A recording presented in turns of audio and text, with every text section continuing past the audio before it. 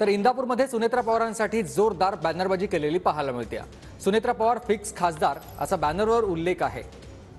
सुनेत्रा पवार या लोकसभेमध्ये अजित पवार गटाकडून आता खासदारकीला उभ्या राहणार आहेत आणि त्याच पार्श्वभूमीवर त्यांचे हे फ्लेक्स लागलेले आहेत। या सगळ्याचा आढावा घेतला माझ्या सहकार्यानं। मुख्यमंत्री अजित पवार आज इंदापूर दौऱ्यावरती आहेत। इंदापूरमध्ये आज मोठ्या प्रमाणात शेतकरी मेळावा होणार आहे। तर आपण या शेतकरी मेळाव्याच्या ठिकाणी आहोत।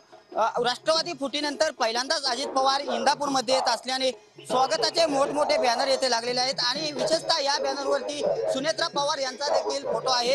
असाच एक बॅनर लागलेला आहे। त्या बॅनरवरती फिक्स खासदार 2026 असा सुनेत्रा पवार यांचा बॅनर लागलेला आहे। त्यामुळे इंदापूरमध्ये मोठ्या प्रमाणात चर्चांना उधाण आलेलं आहे आणि अनेक बॅनर लागलेले आहेत। त्या बॅनरवरती सुनेत्रा पवार यांचा फोटो देखील सर्व बॅनरवरती लावण्यात आलेला आहे।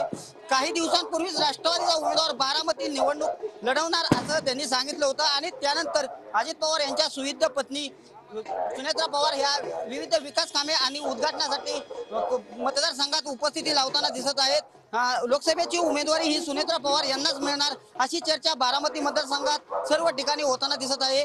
तुषार ननवरेसह दीपक कापडे, TV9 मराठी, इंदापूर।